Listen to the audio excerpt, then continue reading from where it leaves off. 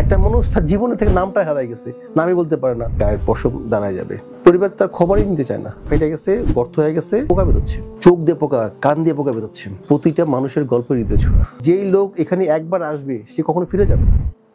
সালামু আলাইকুম রহমতুল্লাহ। আমি মোহাম্মদ জাহিদুল ইসলাম জিহাদ। আমরা আজকে একটি পর্বে আমরা আলোচনা করব সমাজের সবচেয়ে বেশি অবহেলিত এবং রাস্তাঘাটে ধুলোবালিতে মিশে থাকে এবং যাদের পরিবার এবং সমাজ থেকে যারা অনেক বেশি দূরে, যারা মানসিকভাবে বিধ্বস্ত, তাদেরকে নিয়ে কাজ করছেন বাংলাদেশে এমন একটি ফাউন্ডেশন যার নাম আপনগড় ফাউন্ডেশন। আমরা আমাদের আজকের পর্বে অতিথি হিসেবে পেয়েছি আপনগড় ফাউন্ডেশনের কার্যনির্বাহী পরিষদের সদস্য এবং ম্যানেজমেন্টের সেক্রেটারি মেম্বার জনাব আকবর আলী ভাইকে। জনাব আকবর আলী ভাই, কেমন আছেন আপনি? আছি আলহামদুলিল্লাহ, ভালো আছি। আপনি কেমন আছেন? জি আলহামদুলিল্লাহ ভালো।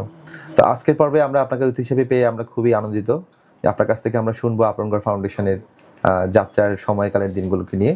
তো আপনার কাছে আমাদের প্রথম প্রশ্ন থাকবে যে আপনি কিভাবে আপনগড় ফাউন্ডেশনের সাথে সম্পৃক্ত হলেন এবং কিভাবে জানলেন আপনগড় ফাউন্ডেশন সম্পর্কে? আপনার এই যাত্রার সময়টা যদি আমাদের কিছু বলতেন। ধন্যবাদ প্রথমে আপনাকে এবং আমাকে এই অনুষ্ঠানে ডাকার জন্য এবং আপনগড় সম্বন্ধে কিছু বলার জন্য। আপনগড়ের যাত্রা শুরু হয় 2020 সালের ফেব্রুয়ারিতে, তখন করোনার পরপরই। আমি আপনগড়ে আসি হলো 2022 সালে। আমি প্রফেশনাল একজন লিগ্যাল অ্যাডভাইজার এবং ফাইন্যান্সিয়াল কনসালটেন্ট। তো তখন আপনগড়ের নিবন্ধন হয়নি। আমাকে আসার উদ্দেশ্য হলো আপনগড়ের নিবন্ধন পারপাসে কোনো সহযোগিতা করতে পারি কিনা, লিগ্যাল কোনো অ্যাডভাইস দিতে পারি কিনা। সেই প্রক্রিয়া থেকে আমার আপনগড়ের সাথে যোগাযোগ শুরু হয়েছে। আমার যোগাযোগ করার জন্য প্রথম যে নিয়ে আসেন তিনি হলেন শেফার্ডের মোকাদ্দেস ভাই। আমি ওই কোম্পানির লিগ্যাল অ্যাডভাইজার। তো ওনারা আমাকে বারবারই বলতেছেন, আকবর ভাই আপনি আসেন আমাদের এখানে, আমাদের প্রতিষ্ঠানে একবার ঘুরে দেখেন, তারপর আপনার কাজ করতে অনেক সুবিধা হবে। ওনারা কয়েকবার বলার পর আমি চিন্তা করলাম আমরা যাই। তো তখন আপনগড়টা ছিল বামনসুরে। আমরা আপনগড়ে যাই। আপনগড়ে গিয়ে তো একটু বেশ অবাকই হইলাম। অনেক কাজ যদি দেখি, অনেক ফাউন্ডেশন, অনেক মানুষ সেবামূলক কাজ, কিন্তু অবাক হচ্ছে যে এরা এই ধরনের লোকগুলিদের কীভাবে কাজ করতেছে, কীভাবে হ্যান্ডেল করতেছে। এটা চ্যালেঞ্জ। তো প্রতিটা লোকই হলো ভারসাম্যহীন, মানসিক ভারসাম্যহীন, হয় ফিজিক্যালি ভারসাম্যহীন, মেন্টালি ভারসাম্যহীন হচ্ছে ওরা।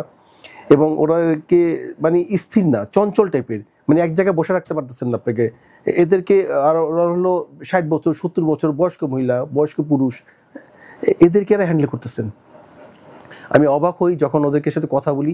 এরা কেউ নাম বলতে পারে না। একটা মানুষ তার জীবনে থেকে নামটা হারাই গেছে, নামই বলতে পারে না। তো বলে এদেরকে আপনারা কীভাবে চ্যালেঞ্জ মতো এদের কীভাবে হ্যান্ডেল করতেছেন আপনারা? বলে ভাই এটাই আমাদের চ্যালেঞ্জ, এটা হলো মানুষের হক। আমরা চেষ্টা করতেছি যে তাদের মধ্যে এই দায়িত্বটা নেওয়ার জন্য। তো এইভাবেই ঢুকলাম আমি এখানে।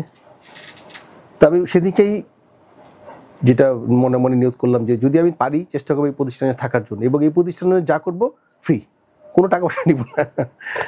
তো প্রতিষ্ঠানে কাজ করা শুরু করলাম। শুরু করতে করতে আজ 2025 সাল। আমি এখন এই কাজের মধ্যেই আমাকে প্রতিষ্ঠান জেনারেল সেক্রেটারি হিসেবে রাখছেন এখানে, এভাবে কাজ করে যাচ্ছে আর কি। তো আপনি তো এখন একটি গুরুত্বপূর্ণ দায়িত্ব পালন করছেন আপনগড় ফাউন্ডেশনের সেক্রেটারি হিসাবে। দায়িত্বগুলো পালন করতে গিয়ে আপনার কাছে কি মনে হচ্ছে, আপনি কোন জায়গাটিতে সবচেয়ে বেশি ফোকাস দিচ্ছেন? যেহেতু আপনগড়ে আমরা সেক্রেটারি কাজ করি, আমাদের প্রতিটা কাজই 24 ঘন্টায় চ্যালেঞ্জিং জব। আমাদের সব কাজে ফোকাস দিতে হয়, ডিসিশন মেকিং থেকে শুরু করে এবং কাজ করা, কমিউনিকেশন মেনটেন করা, অ্যাকাউন্টস, পিআর, সব কিছুর সাথে আমরা দেখি। আমাদের মূলত সাইফুল ভাই যিনি চেয়ারম্যান, উনি তো ওভারঅল সব কিছুই দেখেন, সাথে সাথে আমরা সহযোগী হিসেবে আমরা তাদের সাথে কাজ করে থাকি। তো এইটা এরকম একটা প্রতিষ্ঠান যেখানে যে কোনো জায়গায় আপনি ছাড় দেওয়া যায় কিছু নাই। আপনার সারাদিন চোখ কান খোলা রাখতে হবে এবং সবসময় খেয়াল রাখতে হবে এই মানুষগুলি কী করে, কারণ সবাই তো বৃদ্ধ, বেশিরভাগই মানুষের বৃদ্ধ এখানে। এবং একজন মানুষ খাওয়াই দিতে হচ্ছে, একজন মানুষের টয়লেট করতেছে বিছানায়। হ্যাঁ, তো আমি যতটুকু কাজ করি তার থেকে বেশি কাজ করে হলো এই কেয়ার গিভাররা। এরা তো ফিজিক্যালি এখানে থাকে, হ্যাঁ, তারা অনেক কষ্ট করে। আমরা দূর থেকে কাছে যেয়ে ডিসিশন দেই, কথা বলি, যতটুকু কাজ করি তার থেকে আমার মনে তারা বেশি কাজ করে আরও। আচ্ছা, আপনারা যে বলছিলেন যে আপনগড় ফাউন্ডেশন আপনারা অনেক মেহমানকে উদ্ধার করছেন, তাদেরকে শারীরিকভাবে সুস্থ করে তুলছেন আপনাদের এখানে রেখে দীর্ঘদিন সময়ে, এবং তাদেরকে একটা সময় তাদের পরিবারের কাছে পৌঁছে দিচ্ছেন। তো এই যে এতগুলো মানুষকে আপনারা আপনাদের পরিবারের কাছে, তাদের পরিবারের কাছে পৌঁছে দিয়েছেন, এর মধ্যে কোন গল্পটি সবচেয়ে বেশি আপনার হৃদয় ছুঁয়ে গেছে, যদি আমাদের সাথে শেয়ার করতেন? আপনগড়ের প্রতিটা মানুষের গল্প হৃদয় ছোঁয়া। আপনি যদি গল্পগুলি শুনেন আপনার গায়ের পশম দাঁড়ায় যাবে। প্রতিটা গল্প হৃদয় ছোঁয়া, কারণ সবাই তো হারাই গেছে, পরিবার থেকে বিচ্ছিন্ন হয়েছে, সমাজ থেকে বিচ্ছিন্ন হয়েছে, কেউ তাদের ন্যায় নেই। আমি বলি জব চাচা একজন মুক্তিযোদ্ধা, যা 2টা বিয়ে করছেন, তার ছেলে মেয়ে দেশের হাতে বিদেশে থাকে। আমরা অনেক চেষ্টা করছি, সে পরিবার খুঁজে নেয় নাই, পরিবার তার খবরই নিতে চায় না। অনেক চেষ্টা করার পরে তার পরিবারের কাছে কিছুদিন আগে আমরা ফেরত দিছি। সে অলরেডি আমাদের এখানে 2 বছর ছিলেন। যেমন আমাদের এখানে একজন শিলারানী দাস একজন আছেন, উনি ম্যাগট রোগী। একদিন আটিবাজার থানা থেকে ওসি সাহেব ফোন দিলেন, রাস্তার পাশে এরকম একটা রোগী পড়ে রয়েছে, মুমূর্ষু, যে কোনো সময় মারা যেতে পারেন। আমরা আপনার টিম চলে গেছে এখানে, যা দেখে সব লোক আশেপাশে ঘিরে রাখছে। মহিলাটার মাথা ফেটে গেছে, গর্ত হয়ে গেছে, সেই জায়গাতে পোকা বেরোচ্ছে। আপনার টিম যাওয়ার পর বলছে, না ভাই আপনি সামনে যাবেন না, এদের নিয়ে কি করবেন আপনারা? বলে আমাদের কাজ তো এটাই, আমরা তো একেই উদ্ধার করবো, একে সুস্থ করবো আল্লাহ যদি চায়। এই মহিলাটাকে আমরা ভ্যান গাড়িতে করে রাত্রেবেলা, তখন অনেক রাত, রাত্রেবেলা ভ্যান গাড়িতে করে আপন ঘরে নিয়ে আসছি। নিয়ে আসার পরে আমরা আপন ঘরেই তার চুল কাটানো হইলো। চুল কাটে দেখা যায় মাথা থেকে পোকা বেরোচ্ছে, চোখ দিয়ে পোকা, কান দিয়ে পোকা বেরোচ্ছে। চুল কাটানোর পরে আমরা তাকে হসপিটাল নিয়ে গেলাম, ঢাকা মেডিকেল নিয়ে গেলাম। মেডিকেল নেওয়ার পরে মেডিকেল বলতেছে যারা অ্যাসিস্ট্যান্ট বা ওখানে যারা উপস্থিত ছিলেন, ভাই 20 বছর এই ধরনের রুগী পাই নাই, কী রুগী নিয়ে আসছেন আপনারা? কেন? আমরা কাকে নিবার কাছে, কোন ডিপার্টমেন্টে নিয়ে যাবো? মাথায় নিউরো নিব, ইএনটি নিব, কোন ডিপার্টমেন্টে নিয়ে যাবো? তারা ডিসিশন নিতে পারে না যে কোন ডিপার্টমেন্টে নিবে। সকালবেলা ডাক্তার আসছে, পরে ডাক্তার ইএনটিতে নিচ্ছে, ওয়াশ করতেছে, ওয়াশ করায় কিন্তু পোকা কমে না, পোকা বন্ধ করা যায় না। এরকম করে অনেক দিন তাকে ওয়াশ করা হয়েছে, আমরা সিট পাই না। পরে এই অবস্থা দেখে একটা সিট পাওয়া গেছে। আমরা সিটে যখন উঠাইলাম, আমরা আশেপাশে রুগীরা পোকা দেখে ও ঠিক রাখতে পারতেছে না, বমি করে দিচ্ছেন। তো ওরা অবজেকশন দিচ্ছেন যে এই রুগী থাকলে আমরা থাকতে পারবো না এখানে। তো আমরা দেখলাম আশেপাশে রুগীর খুব আসলে প্রবলেম হচ্ছে। একটা জ্বলন্ত মানুষ, তার মাথা দিয়ে, কান দিয়ে, চোখ দিয়ে পোকা বেরোচ্ছে। তখন তো আমরা আবার সিঁড়ির নিচে নিয়ে আসছি। এভাবে প্রায় 1.5 মাস আমরা তাকে হসপিটালে রাখলাম, হসপিটালটাকে সুস্থ করলাম, কিন্তু তার চোখ দুটা খেয়ে ফেলছে পোকায়। আমরা আপন করে নিয়ে আসলাম, আপন করে সে ছিল অনেকদিন থাকার পরে তার পরিবার আমরা সন্ধান পাই। পরিবার সন্ধান পর সিলেটে বাড়ি, পরিবারের কাছে আমরা ফেরত দিচ্ছি। এরকম অনেক ঘটনা। তো এরকম আরও ঘটনা আছে, যেমন এক বাচ্চা আমরা পাইছি, সিফাত নামের বাচ্চা। তার বাবা 2য় বিয়ে করছেন, ছেলেটাকে সে ঢাকায় নিয়ে আসছে কোথাও ফালা দিবে।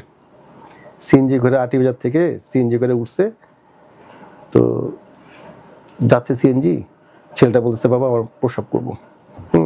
তো এক পাশে দাঁড়িয়েছে সিএনজি, ছেলেটা নামছে সিএনজি থেকে প্রসব করার জন্য, বাবা সিএনজি টান দিয়ে চলে আসছে। তো আশেপাশে মানুষ আপন আটিবাজার অনেকেই জানে আপনগর সম্বন্ধে, আমরা আপনগর নিয়ে আসছি। তো আমাদের একজন সিনিয়র সদস্য আমির ফসল ভাই, ওই ছেলেটার দায়িত্ব নিয়েছেন। উনি দায়িত্ব নিয়ে এটাকে একটা মাদ্রাসা দিচ্ছেন, মাদ্রাসা দেওয়ার পরে লেখাপড়ার দায়িত্ব নিয়ে সব কিছু করতেছেন আর কি। তো এরকম আরও অনেক ঘটনা, বললাম না 212 জন মানুষের 212টা ঘটনা। আপনি চিন্তা করতে পারবেন না, যারা গেছে সিনিয়র হোক বড় হোক নামি দেবে, যারা গেছেন কাঁদছে, এই গল্প। আমরা কীভাবে করি কাজ, এত চ্যালেঞ্জ আপনারা কীভাবে নেন? দেখেন আমাদের একটা রেস্কিউ সেন্টার, আমরা উদ্ধার করি, উদ্ধার করে আমরা আমাদের একটা হসপিটাল, আমরা সেবা শুশ্রূষা দিই। আমাদের ডাক্তার আছে, সাইকিয়াট্রিস্ট আছে, আমরা যদি না পারি সেটা চলে যাবে হসপিটালে। উদ্ধার করার পর সেবা শুশ্রূষা দেওয়ার পর থাকা খাওয়া চিকিৎসা সব দেওয়ার পরে তা আমরা খুঁজি তার বাসা বাড়ি কোথায়, সে বলতে পারে না নাম। তা আমরা কীভাবে করি জানেন? আমরা তাকে আস্তে আস্তে নাম জিজ্ঞাসা করি, কথা বলি। হ্যাঁ, কথা বলতে বলতে 1 মাস 2 মাস 3 মাস পরে অল্প অল্প ওয়ার্ড বলে, একটা জেলার নাম বলে, একটা থানার নাম বলে, সেইগুলো আমরা জোড়া লাগাই। জোড়া লাগাতে লাগাতে কিছুদিন বলতে পারে, সে এসে এলাকায় আমরা যোগাযোগ করা শুরু করি। যোগাযোগ করতে করতে একসময় আল্লাহ মিলাই দেয় তার ঠিকানা, তখন তাকে আমরা হস্তান্তর করে দিই। তো প্রতিটা মানুষের কিন্তু একই অবস্থা, আমি যতগুলি মানুষ দেখবেন সবার একই অবস্থা। তো এইভাবে আমরা কাজ করে যাচ্ছি আর কি। আচ্ছা, ধরেন আপনারা তো পরিবারের কাছে হস্তান্তর করছেন এই মেহমানদেরকে, এমন কি হয় না যে অনেকের পরিবারের সন্তান আপনারা খুঁজেই পাচ্ছেন না? তাদের ক্ষেত্রে আপনারা কি করে থাকেন? যাদের পরিবার আমরা খুঁজে পাচ্ছি না, যদি মনে হয় ওই মেহমানটা কিছুটা সুস্থ হয়েছেন, কিছুটা কর্মঠ বা কিছু কাজ করতে পারবেন, তাদেরকে আমরা সিআরপির সাথে একটা সিআরপিতে পাঠাই। সিআরপির সাথে আমাদের একটা আন্ডারস্ট্যান্ডিং আছেন। সিআরপিতে গিয়ে সে ট্রেনিং নেয়, 3 মাস 4 মাস ট্রেনিং নেয়। সেখানে মনে করেন একটা দোকান কীভাবে চালাতে হবে, কীভাবে হাতে সেলাই শিক্ষা করতে হবে, সেগুলো ট্রেনিং দেয়। ট্রেনিং নেওয়ার পরে ওরা যদি ট্রেনিং ভালোভাবে নিতে পারেন, তখন তারা নিজেদেরই স্বাবলম্বী হতে পারে। এই কাজটা আমি সিআরপির সাথে করতেছি। আচ্ছা, আপনাদের এখানে কাজ করতে গিয়ে একটা সেক্রেটারি হিসাবে আপনার এই কাজের সময়কালে আপনার কাছে কোন কাজটা সবচেয়ে বেশি চ্যালেঞ্জিং মনে হয়েছে সেক্রেটারি হিসাবে? আমাদের তো বললাম যে প্রতিটি কাজ চ্যালেঞ্জিং, জি।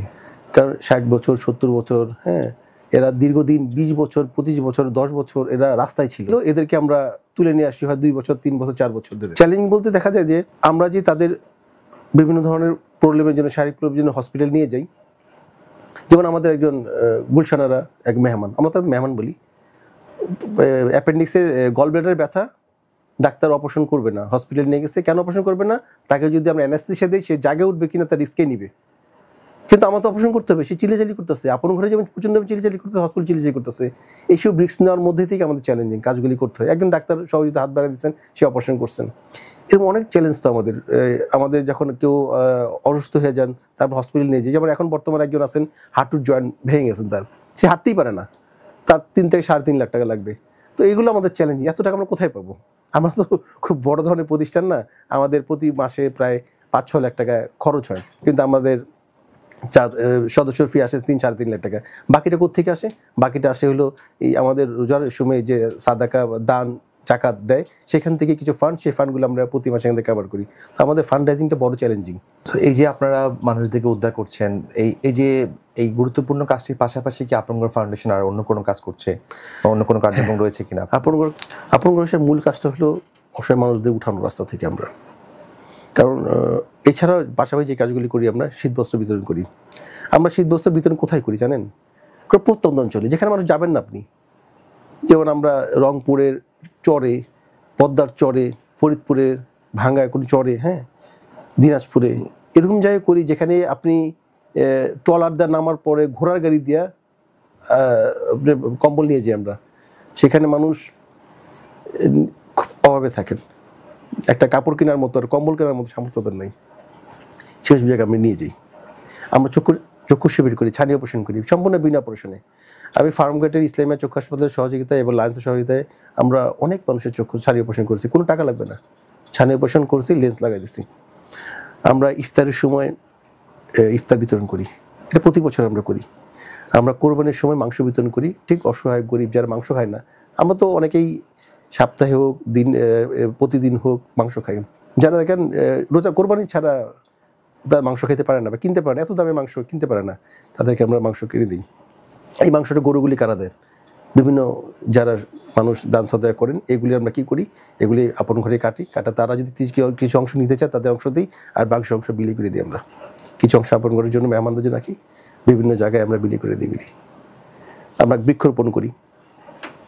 আমরা করোনার সময় তো বিভিন্ন সহযোগিতা করছি। দেখেন করোনার সময় তো অনেক সহযোগিতা করা হয়।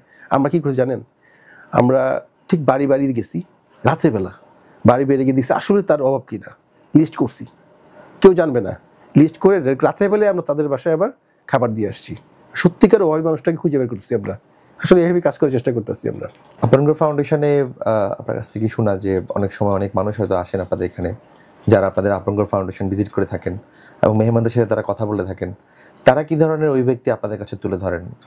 যারা আপন ঘরে আসেন তারা চোখের পানি ফেলে যান। কারণ আসার পরে আমাদের এখানে অনেক ধরনের মানুষ আসেন, বিভিন্ন ধরনের মানুষ আসেন। আমরা বলি কি, দেখেন আপনারা আসবেন, একটা লোক, একটা বৃদ্ধ মানুষ 70 বছর 60 বছর রাস্তায় পড়ে আছে, তাদের নিশ্চয়ই পরিবার আছে, সন্তান আছে, ছেলে মেয়ে আছে, কেউ কিন্তু দেখে না তাদেরকে। আমরা দেখতেছি। আপনাদের ছেলে মেয়েকে নিয়ে আসবেন দেখানোর জন্য, দেখো তোমরা কত ভালো আছো, এই শিক্ষাটা তাদের দরকার। এছাড়া আমাদের এখানে আসে, মনে করেন কারোর জন্মদিন হবে, আপন ঘরে মেহমানদের খাওয়ায়, একবেলা খাওয়াচ্ছে। কারোর কুলখানি অথবা বাবা মার নামে দোয়া করতে চায়, বাকিকে করতে চায়, তাহলে এখানে আসেন, একটা ছাগল কিনে দিচ্ছেন, হ্যাঁ, বা খাবার দিচ্ছেন, একবেলা 2 বেলা খাবার দিচ্ছেন, বা খাবার নিয়ে আসেন, বা খাবার কেউ এখানে এসে রান্না বান্না করেন, যে সবাই মেহমানদের সাথে সবাই একসাথে বসে খান, খাওয়া দাওয়া করেন। এই ধরনের বিভিন্ন ধরনের মানুষ আসেন। স্কুল কলেজের ছেলেমেয়েরা আসেন, মাদ্রাসার ছেলেমেয়েরা আসেন দেখার জন্য এখানে। আমরা আপনার কথা থেকে বুঝতে পারলাম যে এই মেহমানগুলোকে আপনারা বলে থাকেন আপনাদের ভাষায় মেহমান, এই মেহমানদেরকে আসলে আপনারা তাদের চিকিৎসা বাবদ যে ব্যয় এবং তাদের দৈনন্দিন জীবনের যে ব্যয়, সেই ব্যয়টি মাঝে মধ্যেই মেটানোর জন্য আপনাদেরকে হিমশিম খেতে হচ্ছে, এবং একই সাথে হচ্ছে আপনারা পরিবারের কাছে যখন পৌঁছে দিচ্ছেন, সে জায়গাটা আপনারা একটা আত্মতৃপ্তি পাচ্ছেন যে পারিবারিক যোগাযোগ পুনঃস্থাপনে। তো এই যে আপনাদের কর্মব্যস্ততা, এই যে এতগুলো চ্যালেঞ্জের মধ্য দিয়েও আপনাদের কাজ করা, তারপরেও আপনারা কি আপন ঘর ফাউন্ডেশন নিয়ে আপনাদের একটা অবশ্যই ভবিষ্যৎ পরিকল্পনা রয়েছে? কোন জায়গায় আপনারা এই সংগঠনটিকে দেখতে চান ভবিষ্যৎ বাংলাদেশে? দেখেন, আমরা এখন যে জায়গায় ফোকাস দিচ্ছি, অন্তত এই লাস্ট সামনে 3 বছর, আমাদের ইচ্ছা তো অনেক বড় আছে, কিন্তু 3 বছর যখন ফোকাস দিচ্ছি, এখন যেখানে আমাদের আশ্রয় কেন্দ্রটা আছে আটিবাজারে, সেটার আমাদের ডিটটা শেষ হয়ে যাবে আগামী 2 বছরের মধ্যে। তো এখন আমাদের এখানে 51 জন মেহমান আছেন, আমরা আশ্রয় দিচ্ছি, তাদের খাদ্য, বস্ত্র, বাসস্থান, চিকিৎসা সব কিছু আমরা 51 জনকে দিচ্ছি এখানে। আমরা প্রায় এই 4-5 বছরে 212 জনকে উদ্ধার করছি, 184 জনকে আমরা পরিবারকে হস্তান্তর করছি। তো এই এতগুলি লোক, সামনে আরও লোক বাড়বে, এদের তো আগামী 2 বছরের মধ্যে আমাদের এই জায়গাটা ছেড়ে দিতে হবে। তখন আমরা আসলে সাভারে একটা জায়গা নিয়েছি, আমরা বুকিং দিছি, কিন্তু আমাদের আসলে অর্থ সংস্থান হচ্ছে না যে এই জায়গাটা আমরা, বাকি জায়গাটা আমরা কিনবো, রেজিস্ট্রি করব, সেখানে আমরা শেড তৈরি করব, বিল্ডিং করব, এই মেহমানগুলিকে নিয়ে আসবো। মেহমানের পাশাপাশি আমরা অনেকগুলি আমাদের এখানে চিন্তা ভাবনা আছে, যেমন বাচ্চাদেরকে রাখার জন্য, যেমন যারা নিউবর্ন বেবি, যারা বাচ্চা হয়েছে রাস্তায় ফেলে দিয়েছে, হসপিটালে ফেলে দিয়েছে, দেখবেন ডাস্টবিনে ফেলে দিয়েছে, এদেরকে আমরা নেওয়ার চিন্তা ভাবনা আছে। তো এই ধরনের অনেকগুলি প্রোগ্রাম আমাদের মধ্যে আছে। আপনারা যেভাবে কাজ করছেন, সমাজের একটি মহত্ব নিয়ে আপনারা কাজ করছেন, এবং এটি অবশ্যই বলা চলে যে আমাদের সমাজ ব্যবস্থায় একটি সুন্দর সমাজ গঠনের জন্য এই ধরনের কার্যক্রম যেমনটা করে সমাজের জন্য পরিবর্তন, তেমনি ধর্মীয় অনুমতির জায়গা থেকেও এটি অনেক বেশি তাৎপর্যপূর্ণ। তো আপনি আমাদের শ্রোতাদের উদ্দেশ্যে সর্বশেষ বলবেন যে কেউ যদি আপনাদের সাথে সম্পৃক্ত হতে চায় আপন ঘর ফাউন্ডেশনের সাথে, তারা কিভাবে সম্পৃক্ত হবে, এবং কেউ যদি আপনাদেরকে আর্থিকভাবেও সহযোগিতা করতে চায়, সে জায়গায়ও তাদের প্রক্রিয়াটি কি হতে পারে, এটি একটু আপনি আমাদের শ্রোতাদের উদ্দেশ্যে বলবেন। দেখেন, আমরা কিন্তু মসজিদ, মাদ্রাসায় সবাই দান করতে উৎসাহ বোধ করি, এবং আমরা করি, নিজেরাও করি, সবাই করি। কিন্তু এই যে মানুষগুলি রাস্তায় পড়ে থাকেন অভাব অনাহারে, তাদেরকে দেখার কেউ নাই, একজনকে দেখতে হবে। তো এটা তো মানুষের হক, সে খাইছে কি না সেটা আমাদের দায়িত্ব, আমরা যারা তার পাশে চলি মানুষ হিসাবে। তো আমি চাই যে সমাজে যারা বিত্তবান আছেন, বা যারা বিত্তবান নন, যারা নর্মাল মানুষ, সাধারণ মানুষ আছেন, যারা কিছুটা দান করেন, যদি আমাদের এই প্রতিষ্ঠানের সাথে আসতে চান, তাই আমি প্রথমেই বলি আপনি আমাদের প্রতিষ্ঠানকে ভিজিট করুন, দেখেন আমরা কি করি। আমি মনে করি যেই লোক এখানে একবার আসবে সে কখনো ফিরে যাবে না, সে চোখের পানি ফেলায় যেতে হবে তাকে এখানে। তো এই ধরনের চ্যালেঞ্জিং আসে, আমি মনে করি সব অন্য কয়েক জায়গায় দেখে জানি না, কিন্তু আপন ঘরে যখন আসবেন তার মনটা গলে যাবে। যদি মন গলে, আপনার যদি ভালো লাগে, আপনি এখানে যা পারেন তা করবেন, দান সাদাকার জায়গা যাই তা দিবেন। কিন্তু আমরা সকলকে ছেড়ে দিচ্ছি আল্লাহর উপরে। আল্লাহ যদি মনে করে এই প্রতিষ্ঠানকে উপরে উঠবে, এই প্রতিষ্ঠান উপরে উঠবে, বাকি সহযোগিতায় সাধারণ মানুষ যারা আছেন তারা করে যাবেন। ধন্যবাদ আকবর ভাই, আমরা আপনার মূল্যবান সময় আমাদেরকে দেওয়ার জন্য।